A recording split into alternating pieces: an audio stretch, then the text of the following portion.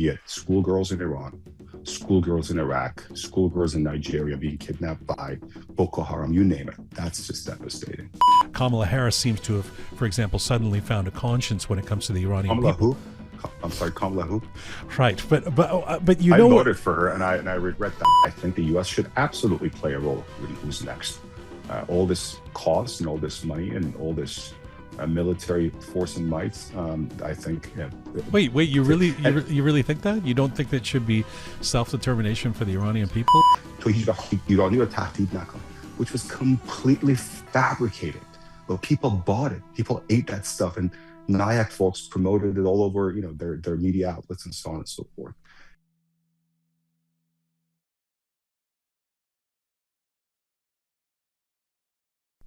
Hi there, this is episode 421 of Roqe. History is rarely tidy. War imagery is scary.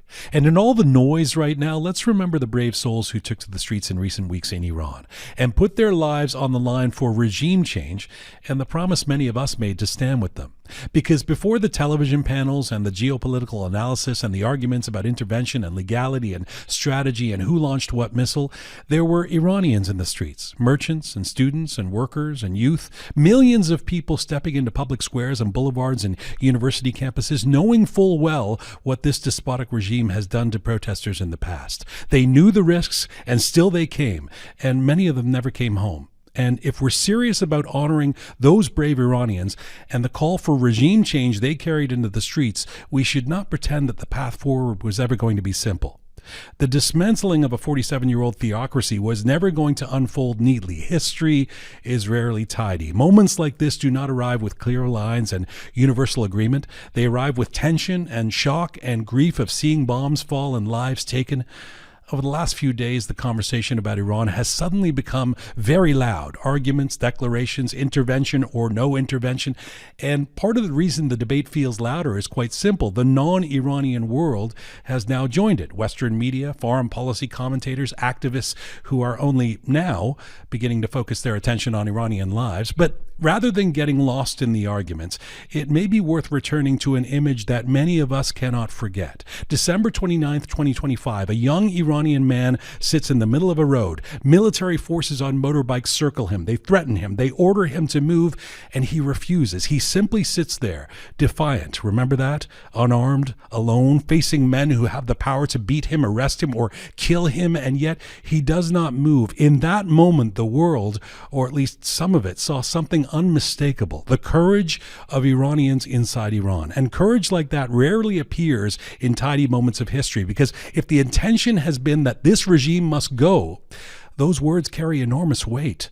Regime change is obviously not a policy seminar, and nothing about this moment is guaranteed. No one can promise that the Islamic Republic will fall. What we're living through right now is not the conclusion of history.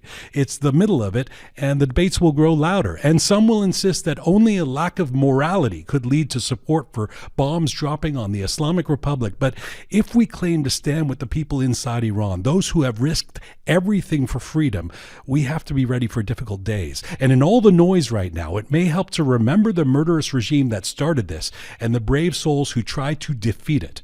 History is never tidy. It's March 5th, 2026. This is Roqe.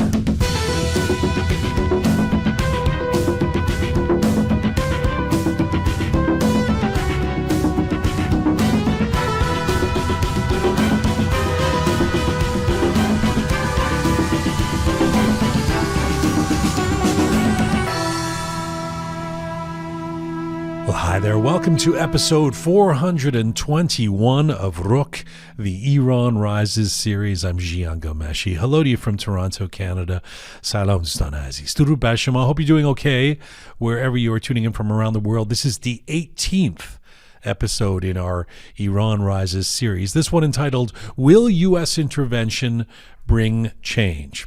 And once again, events inside Iran and around the Iranian diaspora, as you know, are moving at breakneck speed. So we should note that we are recording this episode at approximately 3:30 p.m. Eastern Time here in Toronto on this Thursday, March 5th. That's around midnight in Iran. As always, we're trying to share perspectives and conversations that are as up to date as humanly possible. I want to note that if you haven't had a chance to listen to our last edition of Roqe, I want to heartily recommend it. I mean, you should be listening to all of our episodes, we hope. But one of our favorite panels that we had this past Monday with Behnam Taleblu and Shayan Sami'i. And it's generating a lot of conversation. Check it out if you haven't done so already on any of your podcast platforms or on YouTube.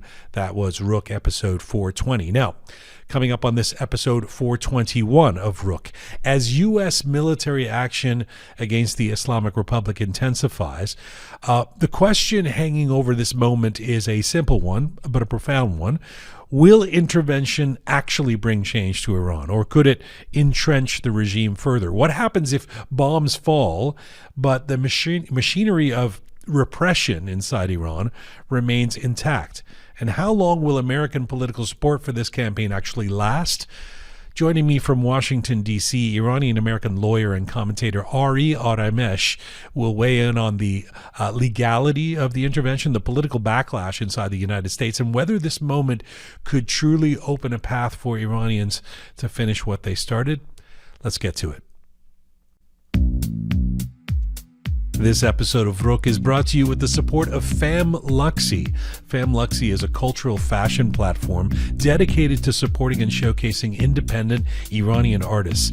In a time when Iranian voices and creativity face unprecedented challenges, FamLuxy stands as a bridge, bringing the spirit of Iranian craftsmanship to the world. In 2023, FamLuxy introduced its exclusive collection, Glory Days, at New York Fashion Week, featuring the King and Queen line, an artistic tribute to 2,500 years of Iranian imperial heritage and the timeless strength of our culture. Today, in solidarity with the Iranian freedom movement, the entire Glory Days collection is offered at cost with a 40% discount using the code Roqe. Go to famluxy.com and use the code Roqe. Famluxy.com and use the code ROQE to get your Glory Days Iran clothing at cost. Thanks to FamLuxy for honoring heritage, amplifying art, and standing with Iran. All right, let's get to our featured guest. Ari Aramesh is an Iranian-American lawyer and TV commentator. He is a managing attorney at Whitcomb Solinsky and has represented clients in federal and state courts as well as in arbitration and mediation proceedings. He frequently appears on networks such as CNN, BBC, Fox News, and Al Jazeera English, offering insights on national security, foreign policy, and legal matters. We like to think he also regularly appears on Roqe. Ari Aramesh joins me from Washington, D.C. Hello, sir. Hi, John. I hope you're doing well, and definitely got to add that to my tagline, frequent appearances on Roqe. Right. I think Roqe is okay. The is unnecessary. Okay. But yes, in your long list of media outlets, I mean, I shorten it each time when I do these introductions. Okay, let's get to serious matters of what's going on in the world. Actually, I thought I would start with just a general question to you, which is that I'm sure, like all other Iranians in the diaspora and around the world, you wake up in the morning and start scrolling. What has most surprised you about the events of the last few days regarding intervention in Iran?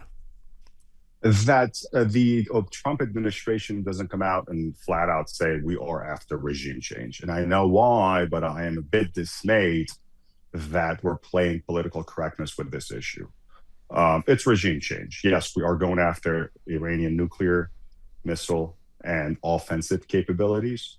But the biggest guarantee you'll have that a radical regime will never have access to such weapons of mass destruction and means of delivery would be regime change. Unfortunately, in both on the right and on the left, the word regime change is synonymous with Iraq and Afghanistan and Libya. It's not necessarily synonymous with Japan and the Philippines or Taiwan or Singapore. I'm sorry, Singapore is not an example here, but Taiwan, let's say, or Germany, or other options such as a whole host of revolutions and interventions during the Cold War, including U.S. support for and revolutions in Eastern Europe that brought down the Iron Curtain. So I know the regime change is now the sort of the taboo word, but there are good regime changes. In this particular case, there are very few options that I can think of that are worse than the Islamic Republic. So let's get rid of the Islamic Republic once and for all and altogether. Are you saying that aspirationally, or do you, I mean, when you said they're mincing words in the beginning, do you think that is an intention of the Trump administration? I mean, that the popular narrative currently is that that's something that Israel wants, but Trump doesn't want it, and they're just trying to sort of defang the military installations. So what are you reading in those tea leaves?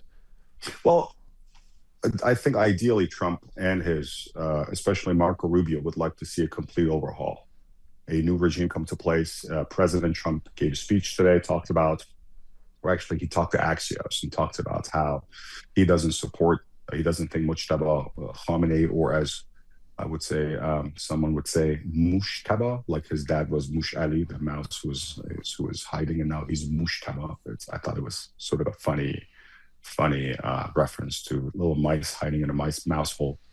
But he doesn't want him, or he doesn't approve of him being a leader of Iran, and the U.S. should play a role in selecting who's next. I think the U.S. should absolutely play a role in who's next. All this cost and all this money and all this military force and might. I think. Wait! You really think that? You don't think that should be self-determination for the Iranian people in terms of the Iranian people? I'm not going to mince words. The Iranian people should definitely have a say in it. But who's going to guarantee free and fair elections? Is it going to be the Islamic Republic's coercive apparatus? Is it going to be the Iranian police force, or the Basij, or the IRGC? We should break their backs. We should break the back of the IRGC, wipe it out. Basij should be completely dismantled. But again, there are remnants of the regime. You still cannot go hold an election, a free and fair election, without international monitoring and support. The U.S. should play a role. And I think the U.S. should play a role. I say this, and I know it's not very popular. I hope for a democratic Iran, because I think a democratic Iran will definitely be a U.S. ally. But on the off chance that there is a semi-democratic Iran, not a full-fledged Swiss liberal democracy, I still want a Western and U.S.-friendly government on the ground. That would solve a whole host of issues, such as economic issues, a lot of social issues. So yes, I don't think Iran is going to become Sweden overnight. But again, it can become a hybrid state where transition could be made and could be a U.S. ally.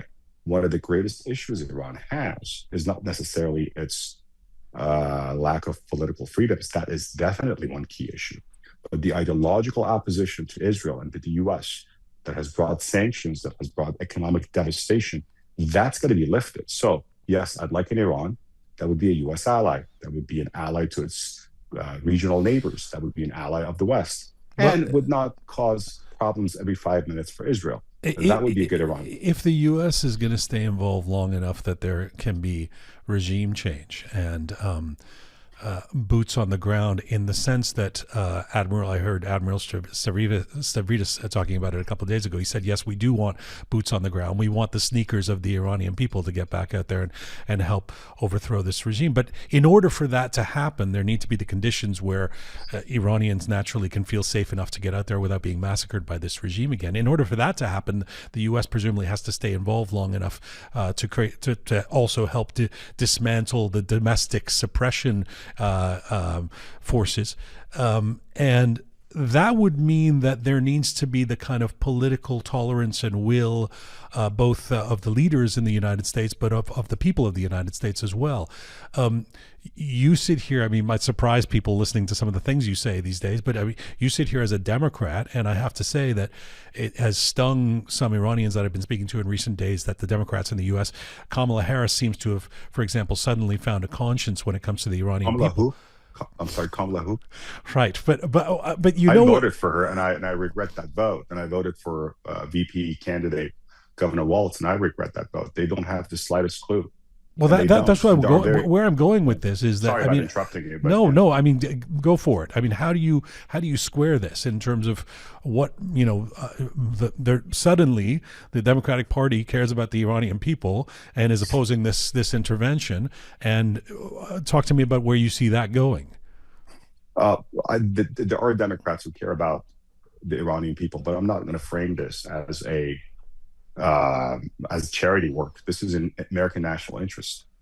This is in the U.S. national security interest, getting rid of the Islamic Republic. And there are many Democrats who voice that very clearly. And there are more Democrats who would come out had it not been the pressure from the far left, such as AOC or Bernie Sanders. And that one, they're going to get primaried out. But there's the very brave, heroic lion of the Senate, John Fetterman. There's Jared Moskowitz of Florida, congressman. There is Representative Brad Sherman of California, has a lot of Iranians and Armenians and Jews, and you name it, in his district in the Valley. There are many, many voices. I forget a few more names, but there are lots of those guys in the Democratic Party, guys and gals. Now, so long as you have the populist wing of the Rashida Tlaib, Ilhan Omar, AOC, so-called progressive ultimate radical caucus. I mean, the Democratic Party was a centrist party every time it won elections. It was even a centrist party when Obama ran. It was not going far left or far right. Now, how things rolled out is a whole different story. Clinton started the Democratic Leadership Council. This party has always been the voice of, from the very left, but also to the right, to the center and slightly right of center. We've lost a lot of those. And now I think Fetterman, I think Moskowitz, I think Sherman, I think these voices in the party are voices of reason. And again, if you did not have the pressure and the money coming from the Bernie Sanders wing of the party, who's endorsing every far left lunatic in Democratic primaries, the same way some of the MAGA folks are endorsing some of the most outrageous populist right-wing characters who are also isolationists, who are also vehemently anti-Semitic, who blame Israel for shooting with laser, what was it, space lasers Marjorie Taylor Greene came up with once. I mean, this is a pretty unholy alliance. Let me ask you, bedfellows. But I think the Democratic Party, at least right now, has gone far left and defeat after defeat. Let me just give you a quick example. This guy, President Trump, was convicted on 34 counts, criminal counts. The voters thought, and he was found in a civil trial, that, you know what, yes, he probably did commit sexual assault. He lost trial after trial. A whole host of things. I've talked about this stuff at length. But the American people still voted for him because they thought he was more normal than our candidate. There's something wrong there. There's something clearly wrong there with the message we're sending. Again, I'm very, very liberal on a whole host of issues. But when it comes down to defense, it comes down to national security, when it comes down to some of the issues about immigration, I think the Democratic far left is dead wrong. Let me ask you this and answer it very, very briefly if you can, because we don't need the details. I'm just curious. Is the notion that the Trump administration has not gotten the proper legal institutional support going to Congress, et cetera, for military action, is that a red herring or is that a real issue? You can argue both sides, and I think both sides have merits. So obviously, Article 1, Section 8 of the Constitution gives the power to declare war. It says the Congress can declare wars. So a declaration of war is a congressional power.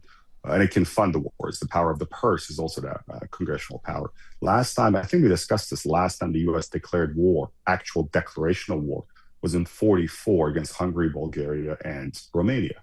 We've had war authorization since. Now, we've had AUMF, authorization for the use of military force, a whole host of authorizations or UN mandates. But there have been times when the president, and by the way, Article 2, Section 2 says the president, commander-in-chief, can use military force, right. Commander-in-chief of the armed forces, so on and so forth. He can he can save the country against imminent threats. And the president gets to execute foreign policy. How can he do that without using force? So you have this sort of juxtaposition of the two sections in the two articles. Now, go fast forward to 1973, and that's really interesting. Guess what's happening in 1973? Tail end of the Vietnam War. Not the most popular war we fought, but you got the War Powers Resolution of 73, and says, well, the president's got to come get some authorization, but he's got 60 days. If it's going to be, so the rule of thumb is within 48 hours, it's going to notify. And then if he's going to be more than 60 days, he's got to come to Congress. I don't think the president's team thinks this is going to take more than 60 days. So in an ideal world, I'd like to go to Congress and get a blank check. We're not in an ideal world, and the resolution actually failed last night in the Senate. I don't know what happened in the House. I've been so busy with other things that I haven't checked. I don't know if it passed the House or not, but again, it doesn't matter. The president can easily veto. You need a 2/3 majority for a veto-proof resolution. So constitutionally, both sides have there's merit to both sides' argument, and not a single administration. This is really interesting. When Democrats or Republicans are in the seat of the executive, they always said the war power resolution of 73 is actually unconstitutional.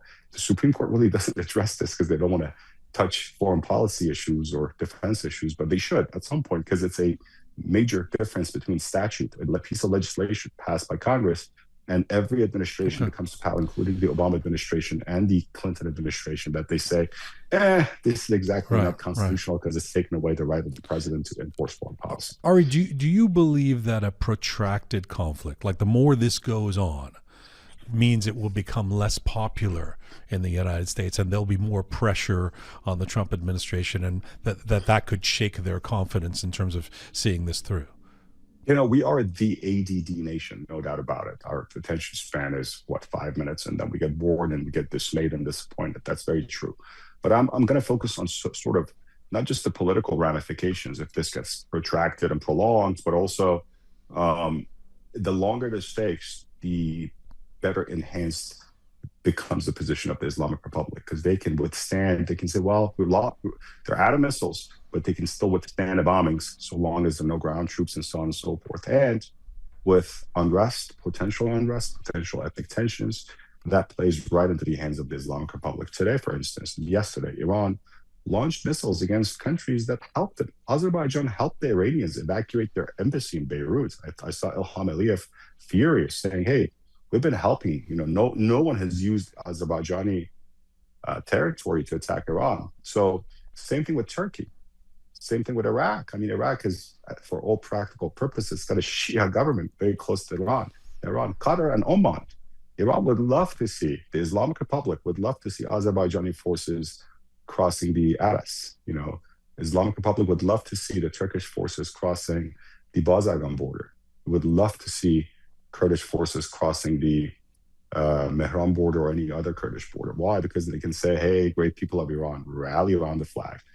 Because the quicker we bring down this regime, we decapitate, demolish, and destroy the regime, the sooner we can have a chance at having some kind of a stable pro-America, pro-Western, hopefully a democracy in Iran. So it has to happen quickly, in your mind. Yeah, no doubt. And I think decapitation was a great way to go. I don't know where the rest of these guys are, but I don't know why Larijani's still alive. He's the political figurehead now. Ghalibaf, he's calling the shots militarily. Let's not forget, he was the former commander of the IRGC Air Force. He's a brigadier general, although in Iran you got 2 layers of brigadier generals, lower division, upper division, brigadier general.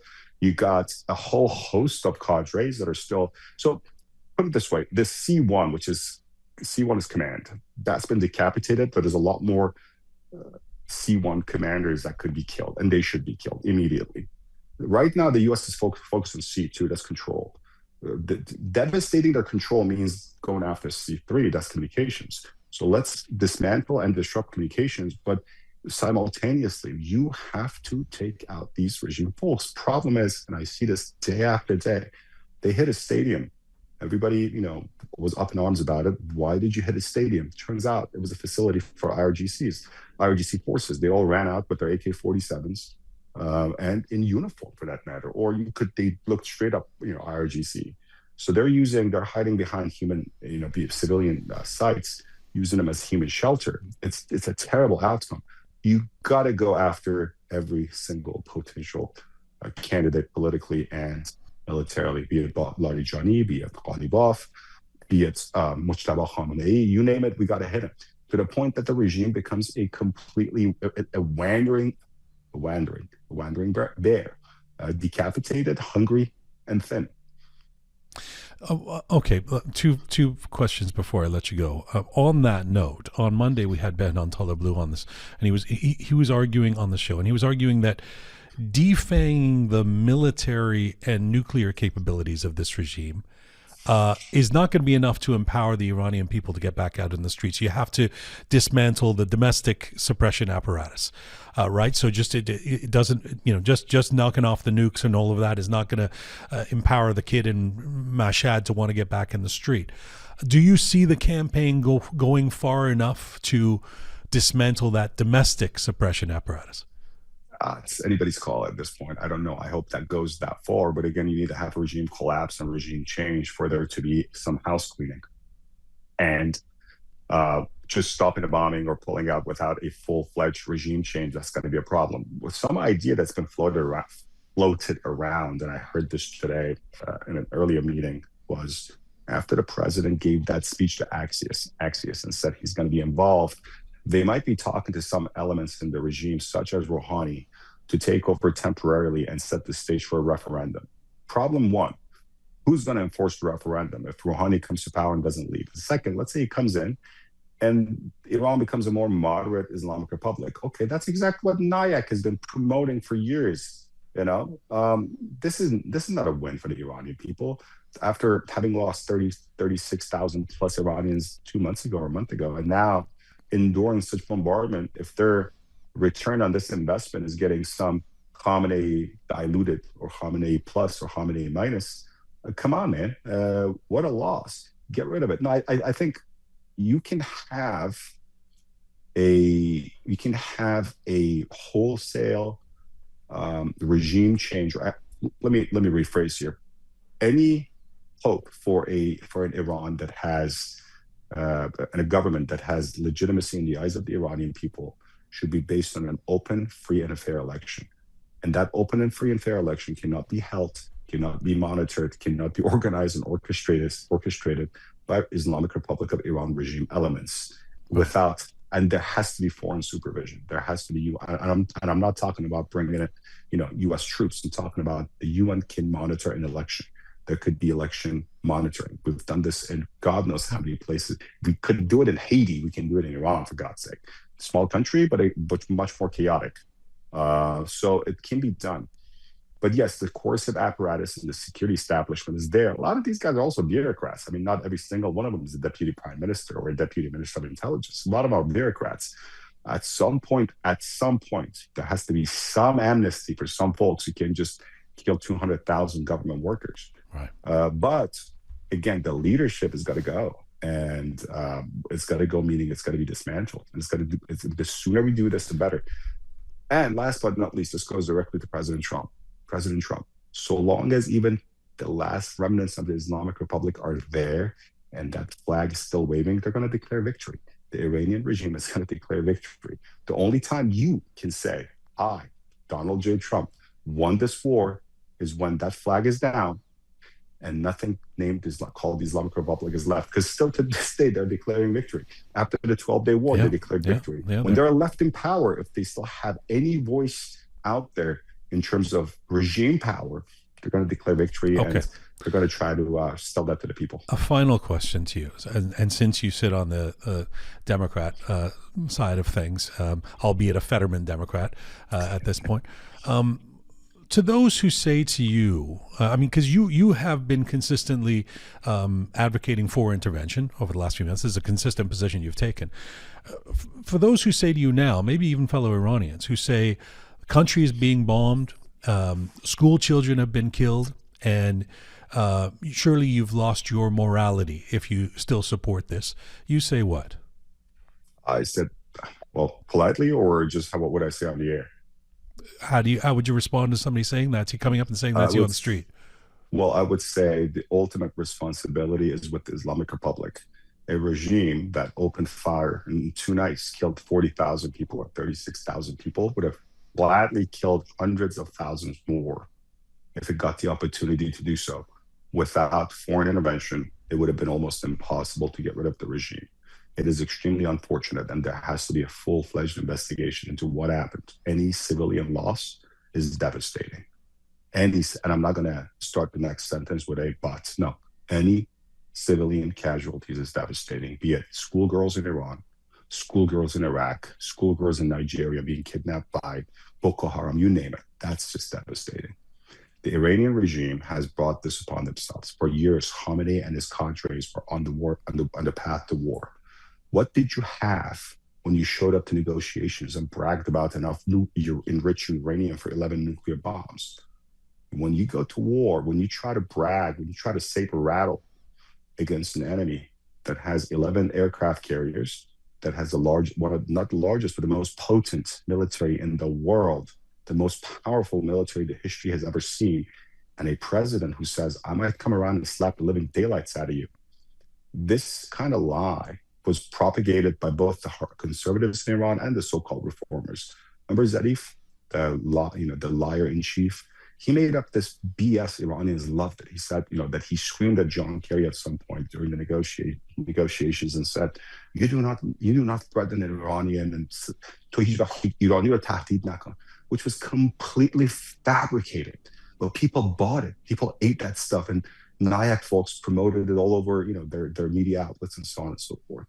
None of that stuff really happened. Aramesh, on the other hand, showed up with his negotiating team and told Witkoff they have enough uranium for 11 nukes, and they said, "Here's the sort of the starting point. We're going to do this, and this, and that. Now give us something." You realize where you are and who you are at the negotiating table. You couldn't shoot down a kite. You haven't shot down a kite, neither now nor in the 12-day war. You've been launching missiles. You've been enduring civilian casualties that you have brought upon your people and your country. The buck stops with Khamenei and everybody right now at those missile sites. The Islamic regime and its supporters. That's where the buck stops. If any bleeding nose is their fault and their responsibility, they gotta go. They gotta go. And I say this, and it's not a popular position to take. Even in 2003, when we liberated Iraq, I'm not going to say invaded, we liberated Iraq. And we mismanaged it later on royally. How many millions of Iraqis would have taken to dismantle, to topple Saddam Hussein? Would have gladly gassed everybody he could have gotten his hands on. It took the U.S. to go spend blood and treasure until some in Iraq realized maybe they want to go into sectarian war because they don't want to see their little sister wearing a miniskirt, but they don't care much about democracy. And then we mismanaged it. Yeah, the intervention in Iraq is not a good example of where we would want Iran to go, is it? No, but it was well intentioned, and I keep saying that it's not. Afghanistan, a whole different story, almost no infrastructure whatsoever. But Iraq, had infrastructure. Iraq had a secular regime, and Iraq could have potentially become a functioning system, which is now to some extent it's gone back. But people who think we went there for oil. Name one drop of oil that we took out. What did we go to Iraq for exactly? I think the Bush administration misguided, but again, it had really good intentions. Went in there, royally mismanaged it, dismantled the whole Ba'ath Party, came out, dismantled the whole army and so on and so forth. The country just turned into chaos. But my question remains, could the Iraqi people on their own gotten rid of Saddam Hussein without millions of casualties? In 92, he killed hundreds of thousands over the course of 3 weeks. He gassed after Shiites in the south and Kurds in the north. So foreign intervention sometimes comes with a little thank you. And when we don't you challenge me on it. Well, no, the one thing I would certainly say is that I don't remember during the Iraq war, which I opposed.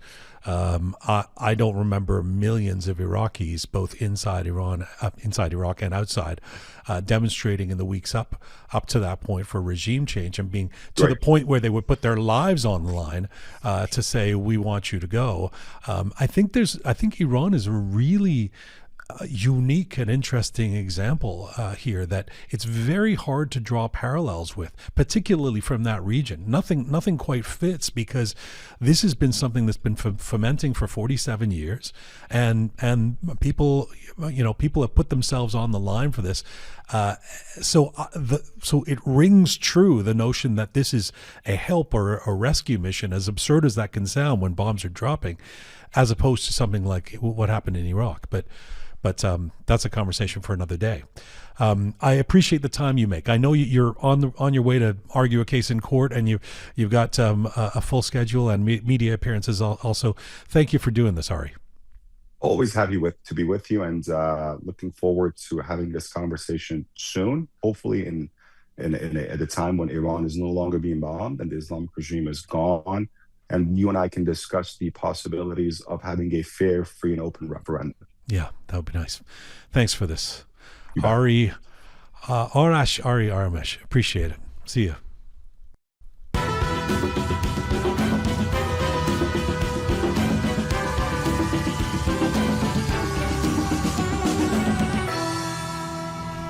All right. Big thanks to Ari Aramesh. Always interesting when he's on the show. A Fetterman Democrat, we might want to say at this point. If you have thoughts on what you just heard with Ari Aramesh, please do email us at info@roqemedia.com, info@roqemedia.com. You can, of course, comment on all of our platforms, most of them. There's comment sections on YouTube and Apple Podcasts and Telegram, SoundCloud, etc. I'm not sure you can comment on Spotify. I don't think you can, but do give us your comments. Let us know what you think. We always appreciate hearing from you. This is Full Time for Roqe for today. Thanks to the amazing core team who put this show together twice a week during this Iran Rises series. Super Parisa Sanjarani, Savvy Roham Maher, and the photo and video queen, Tina Farahi. Special thanks as well to our extended team, Smart Pega, Charming Kimia, Talented Anahita, Methodical Kaveh, and thanks to the Rising Keon for your help. Thank you to all of you out there for supporting us and sharing our content.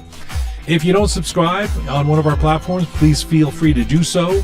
It's free. Just press the subscribe button. You can hit like on our episodes, and as ever, comment. We appreciate it. You can find us on Instagram at Roqe Media. You can find me on Instagram at Jian Ghomeshi. And as ever, Mizun Bashi.